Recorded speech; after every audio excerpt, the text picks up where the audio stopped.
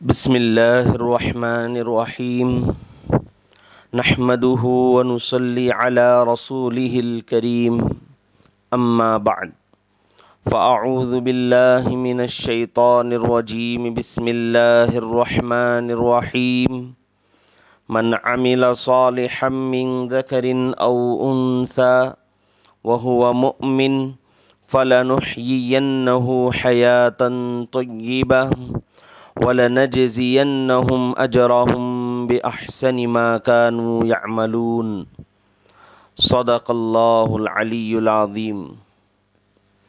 قابل قدر معزز سامعین، گزشتہ جمعہ ہمارے سامنے کامل مؤمن کا مقام اور کامل مؤمن کب ہوتا ہے اس کے تعلق سے کچھ باتیں ہمارے سامنے آئی تھی، اور انسانی زندگی کے جو پہلو ہیں ان میں سے پہلا پہلو جو ہے وہ کافر کی زندگی کا پہلو ہے۔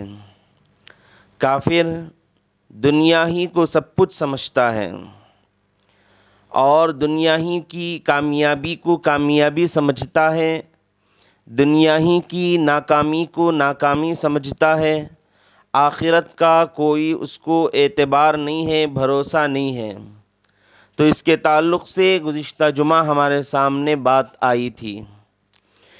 ایک انسان کی ایک دوسری زندگی ہے، اس کو قلب کی زندگی کہتے ہیں۔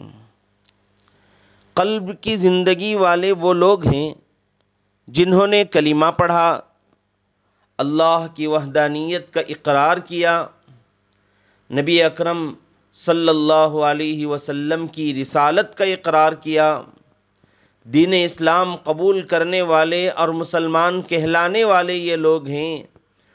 پھر یہ جو قلب والی زندگی ہے اس کی زندگی کی 3 قسمیں بتائی گئی ہیں۔ پہلی ہے اسلامی زندگی۔ اسلامی زندگی شریعت کے جو بڑے بڑے احکام ہیں، نماز ہے، روزہ ہے، حج ہے، زکوٰۃ ہے، اس کو پورا کرتے ہیں، مگر سمجھتے ہیں کہ شاید دین صرف یہی ہے، صرف نماز دین ہے، صرف روزہ دین ہے، صرف حج دین ہے، صرف زکوٰۃ دین ہے۔ ان چیزوں کے علاوہ بقیہ زندگی منمانی زندگی ہوتی ہے۔ یہ بھی نفس امارہ کی زندگی گزارنے والے لوگ ہیں کہ چند احکام کے علاوہ ان کو اپنی زندگی من مرضی کے مطابق ہوتی ہے، دل میں جو آیا وہ کیا، ذہن میں جو آیا وہ کیا، خیال میں جو آیا وہ کیا۔ ان کو شیطان ذرا سی پھونک مارتا ہے تو اس کے پیچھے چلنے کے لیے تیار ہو جاتے ہیں۔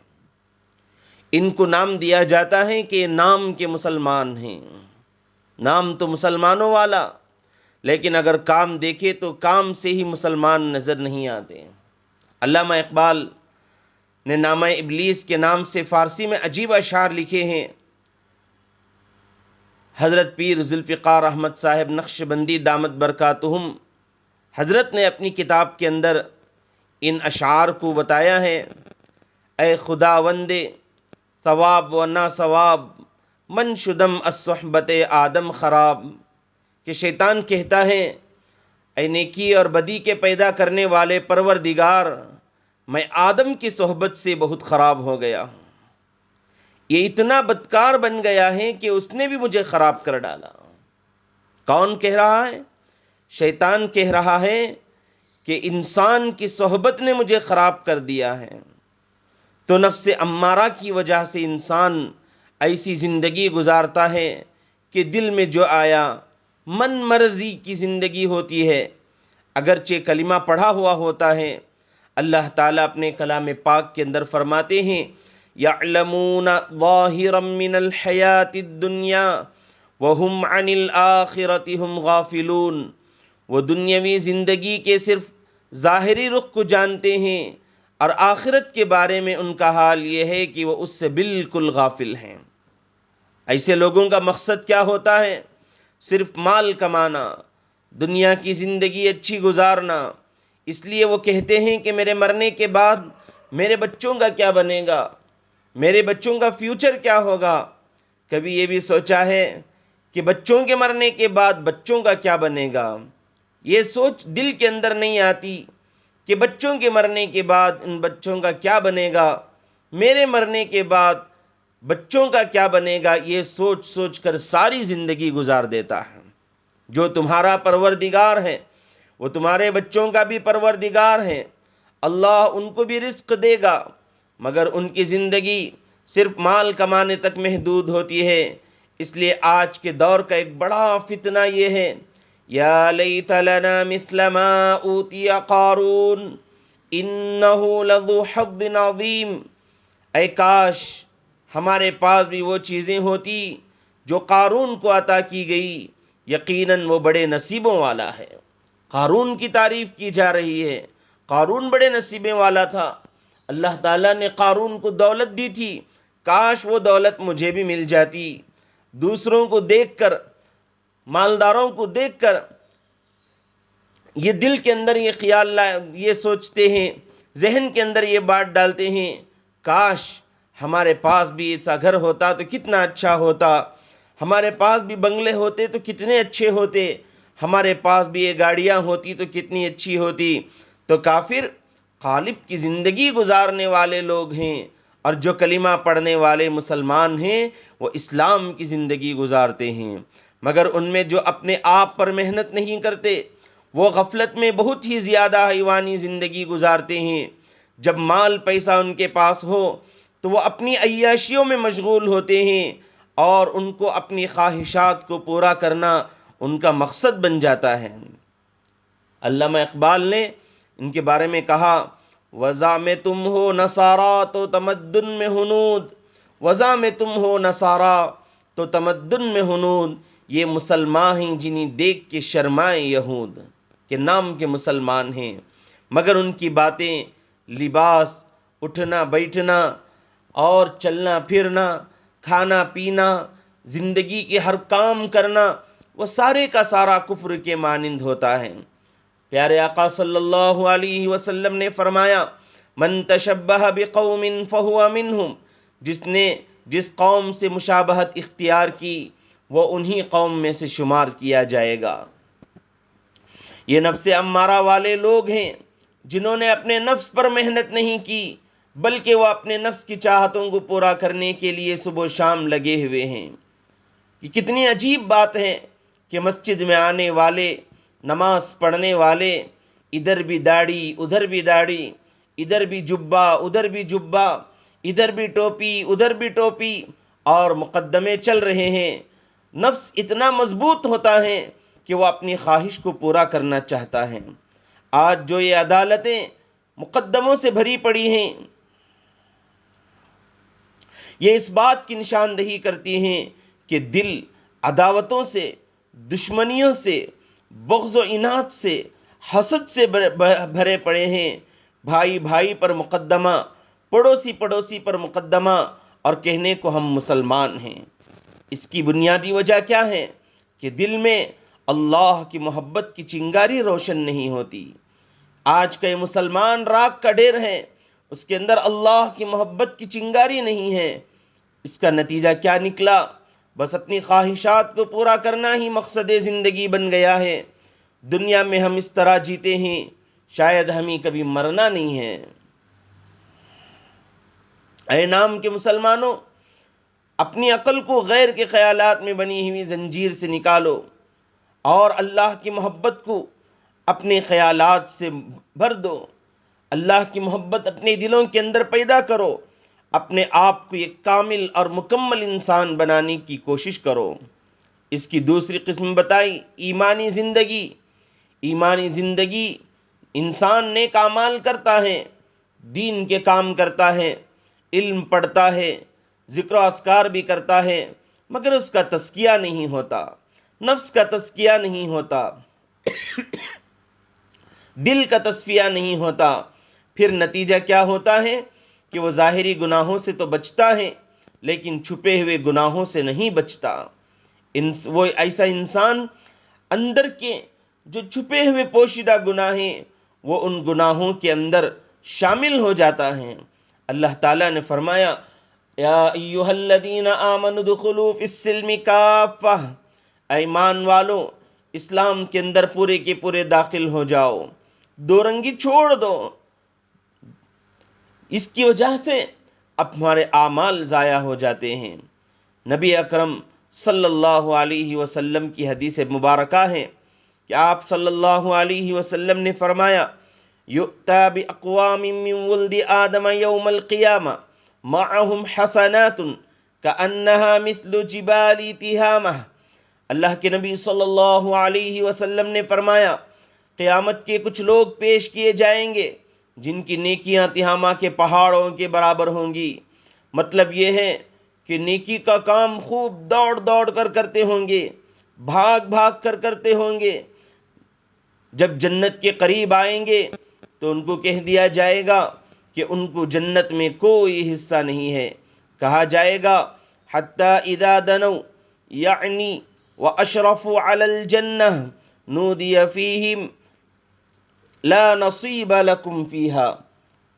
قلت، پوچھنے والوں نے پوچھا قلت یا رسول اللہ جلی ہؤلاء القوم لنا حتی نعرفہم فوالذی بعثک بالحق لقد خشیت ان اکون منہم۔ کہ پوچھنے والوں نے پوچھا اے اللہ کے رسول آپ ذرا اس قوم کا حلیہ بیان کر دیجئے تاکہ ہم ان کو پہچان لیں۔ اس ذات کی قسم جس نے آپ کو حق کے ساتھ بھیجا مجھے ڈر ہے کہ کہیں میں بھی ان میں سے نہ ہو جاؤں۔ فقال رسول اللہ صلی اللہ علیہ وسلم نے فرمایا اما انہم کانوا یصومون ویصلون ویقومون لیلہم، خبردار یہ وہ لوگ ہیں جو روزے رکھتے ہوں گے، نمازیں پڑھتے ہوں گے، راتوں کو تہجد بھی پڑھتے ہوں گے، ولیکنہم اذا شرع لہم شیء من الحرام وثبوا علیہ، لیکن جب ان کو کوئی گناہ کرنے کا موقع ملتا ہوگا تو گناہ کر لیتے ہوں گے۔ فَأَحْبَطَ اللَّهُ عَزَّ وَجَلَّ أَعْمَالَهُمْ، اللہ تعالیٰ ان کے کیے ہوئے عملوں کو ضائع فرما دیں گے۔ اب یہاں چند باتیں غور طلب ہیں، وہ یہ ہیں جو دین سے بیزار ہوتے ہیں بلکہ ان کے اعمال تو ایسے ہوں گے کہ تہامہ کے پہاڑوں کے برابر ان کی نیکیاں ہوں گی، اور یہ صرف فرض نمازیں ہی نہیں پڑھتے ہوں گے بلکہ یہ لوگ تہجد گزار بھی ہوں گے، دیندار لوگ بھی ہوں گے، صدقہ و خیرات کرنے والے بھی ہوں گے، علم پڑھنے پڑھانے والے ہوں گے، اوڑھنا بچھونا دین ہوگا، مگر مسئلہ یہ ہوگا جب گناہ کا موقع ملتا ہوگا تو گناہ سے رکتے نہیں ہوں گے۔ نتیجہ کیا ہوگا؟ اللہ تعالیٰ ان کے کیے ہوئے عملوں کو ضائع کر دیں گے۔ اب ایک طرف تو پہاڑوں برابر نیکیاں ہیں اور دوسری طرف اللہ تعالیٰ ان نیکیوں کو قیامت کے دن ضائع فرما دیں گے۔ اعمال ضائع ہونے کی ایک دوسری وجہ نفس پرستی بھی ہے۔ اس لیے اپنے نفس کی اصلاح کے بارے میں علماء نے فرمایا، اکابرین فرماتے ہیں کہ علم کے ساتھ ساتھ اپنے نفس کی اصلاح بھی ضروری ہے۔ اپنے نفس کی اصلاح نہیں ہوگی تو یہی اعمال اور یہی چیز ہمیں دیکھنی پڑے گی۔ اس زندگی کی تیسری قسم یہ بتائی احسانی زندگی ہے۔ وہ احسانی والی زندگی اللہ تعالیٰ ان کو نفس مطمئنہ عطا کر دیتے ہیں، ان کا نفس شریعت کا تابع دار بن جاتا ہے۔ تزکیہ نفس اور دل کو پاک کرنا، نفس کی خواہشات کو پورا کرنے سے نفس کو روکنا، یہ اس کے اوپر محنت کرتے ہیں، اللہ تعالیٰ کے حکم کی نافرمانی نہیں کرتے۔ صحابہ کی زندگی احسان والی زندگی تھی، وہ اس طرح زندگی گزارتے تھے جیسے ہر وقت اللہ رب العزت کو سامنے دیکھ رہے ہیں۔ یہ حضرات صحابہ کی زندگی تھی کہ ان کی زندگی ان تمام چیزوں سے بھری پڑی تھی۔ کئی واقعات ہیں، کئی حضرات صحابہ رضوان اللہ تعالی علیہ مجمعین کے واقعات ہیں۔ ان واقعات سے معلوم ہوتا ہے کہ حضرات صحابہ رضوان اللہ تعالی علیہ مجمعین نے کیسی زندگی گزاری اور کیسی اللہ کی ماننے والی زندگی، منمانی زندگی کو چھوڑ کر نفسانی زندگی کو چھوڑ کر، خواہشات کی زندگی کو چھوڑ کر اللہ کو ماننے والی، اللہ کے اوپر اللہ کو راضی کرنے والی اور ایک کامل اور مکمل انسان بننے والی زندگی حضرات صحابہ رضوان اللہ تعالی علیہ مجمعین نے گزاری، اور ہمیں بھی چاہیے کہ ہمیں بھی ایسی زندگی گزاریں۔ ایک واقعہ بتا کر اپنی بات کو ختم کرتا ہوں۔ حضرت عمر رضی اللہ عنہ گلی میں سے گزر رہے تھے، رات کا وقت تھا، ایک بوڑھی عورت ایک جوان لڑکی سے بات کر رہی تھی، کیا بکریوں نے دودھ دے دیا؟ کہا دے دیا۔ کتنا دیا؟ اماں آج کم دیا ہے۔ وہ کہتی ہے کہ اچھا کچھ پانی ملا دو، کیونکہ لینے والا آئے گا تو پورا دودھ مانگے گا۔ اس نے کہا آپ کو پتہ نہیں کہ عمر رضی اللہ عنہ نے منع کر دیا ہے کہ دودھ میں پانی کو نہ ملائے۔ بوڑھی عورت نے کہا کہ عمر کون سا دیکھ رہے ہیں؟ وہ جوان لڑکی جواب دیتی ہے اگر عمر نہیں دیکھ رہے تو عمر کا خدا تو دیکھ رہا ہے۔ حضرت عمر رضی اللہ عنہ یہ جواب سن کر اتنے خوش ہوئے کہ واپس گھر آئے۔ دن ہوا تو پھر اس بچی کے لیے رشتے کا پیغام بھیجا اور اپنے ایک بیٹے کے ساتھ اس کا نکاح کر دیا۔ تو ایسا ایمان ہو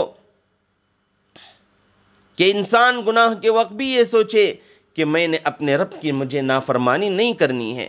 یہ ان کے اندر جو ہے اللہ کا خوف، اللہ کا ڈر ان کے دلوں کے اندر بھرا ہوا تھا، جب جا کر ایک کامل مکمل انسان بنے، جب جا کر اللہ رب العزت نے ان کے بارے میں فرمایا وَلَنَجْزِيَنَّهُمْ أَجْرَهُمْ بِأَحْسَنِ مَا كَانُوا يَعْمَلُونَ، ہم کو بہترین بدلہ دیں گے جو انہوں نے کیا، اس کے بدلے میں ہم ان کو قیامت کے دن اور اللہ رب العزت کے دربار میں ان کو بہترین بدلہ دیں گے۔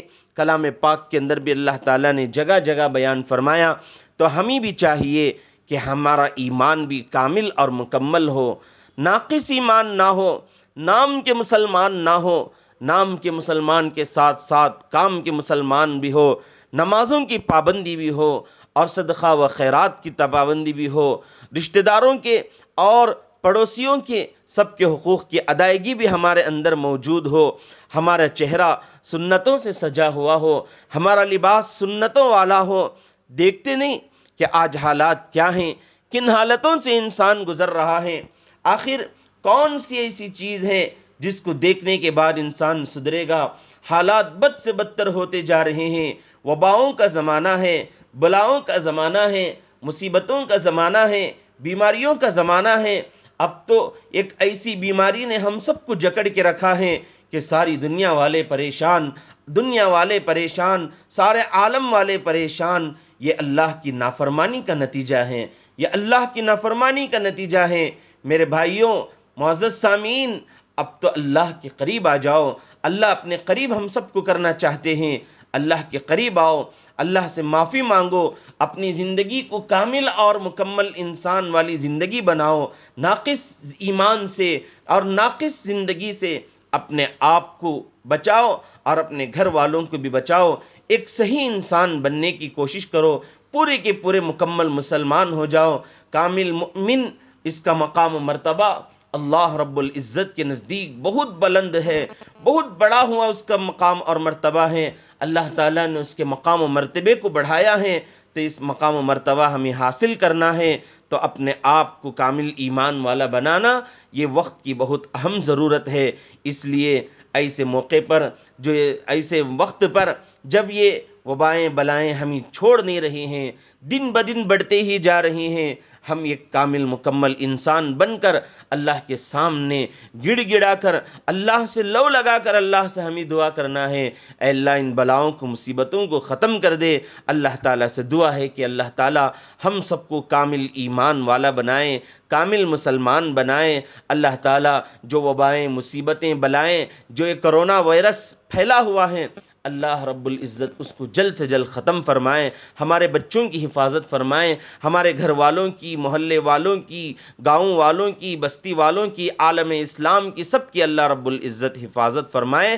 آمین۔ وآخر دعوانا ان الحمد للہ رب العالمین۔